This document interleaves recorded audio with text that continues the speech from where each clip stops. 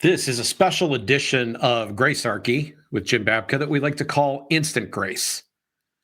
And today, Jim Babka, would like to talk to you about the 25th Amendment. This comes up a lot in discussions of late. People have surmised that the president's health is failing in some regard and that maybe he won't be able to finish his term. And normally, to be blunt, this is said with a bit of hope. The people who are making these claims are hoping that it is the beginning of the end of his presidency and that his health will not hold out. It's macabre. But they hope that if his health deteriorates enough, that an action will be taken, perhaps the 25th Amendment, as if this is some kind of solution, some kind of way forward. And I just want to address here today that not only is it macabre to think about the death of another human being, but more importantly, the 25th Amendment is a fantasy. The idea that Donald Trump would willingly relinquish power is just silly. There's nothing in his character or behavior up to his point historically to indicate that he would give up power. Nothing. Zero. But there's also a kind of moral or a fable about the way the Republican Party has gone during his leadership. We have entered a phase where we have a president who is more socialist than his predecessor in several significant ways. We have entered a phase where he is more totalitarian than his predecessors. Like, we have seen a behavior out of him, a set of behaviors out of him that would suggest that we are moving in a strong man direction. I don't want to hold him up as some unique character in the tapestry of our recent history. Every successive president since Carter, that's Reagan, Bush, Clinton, Bush, Obama, Trump, Biden, and now Trump again as a separate presidency, has increased the power, has taken powers that were granted to them in the past and used them in new and clever ways to expand the role of the executive in our daily lives and over the other branches of government. Everyone, this has happened repeatedly. But the idea, well, let me point to a cultural touchstone, because as I'm sitting here recording this to you, it is the 8th anniversary of the release of The Death of Stalin. If you haven't seen The Death of Stalin, you should watch it.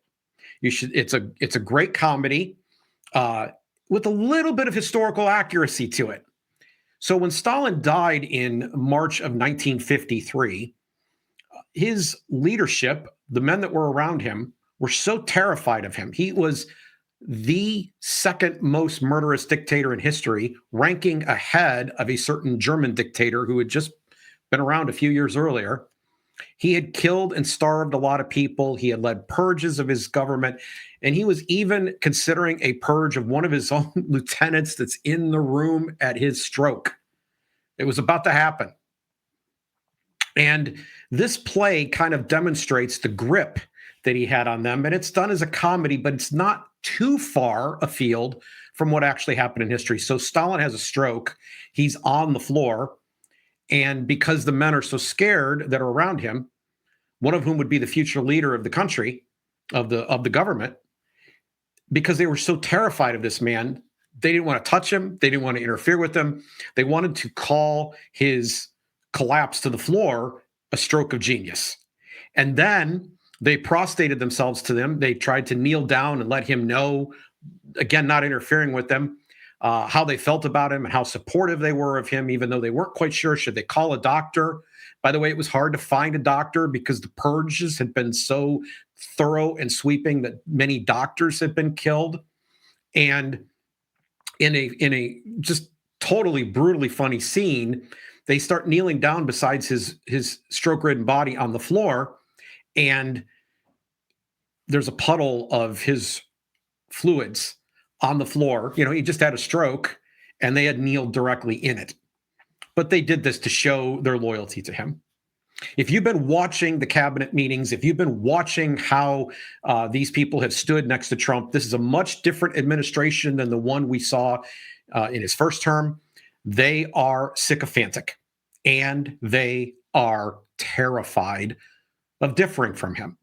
So terrified that their FBI director and the deputy at the FBI came out and went against everything that they had run for office for, that they had participated in, denying that there was any real role beyond Epstein and Ghislaine Maxwell, that no one else had participated in this, and that he hadn't killed himself. And you can almost see in the Fox News interview they did, the terror that's on their face, like they had seen a ghost. And they spoke against everything that they had passionately claimed before they took that office. And why? Because they're all terrified. They're all scared. Even if the dictator had a stroke, they're too scared to tell the truth. The idea that they would assemble and have a vote to determine before he died whether or not he should be replaced seems to me interminably far-fetched. And so when I watch the Death of Stalin here on this 8th anniversary, and I think about the 25th Amendment, I think, what a fantasy. What a farce.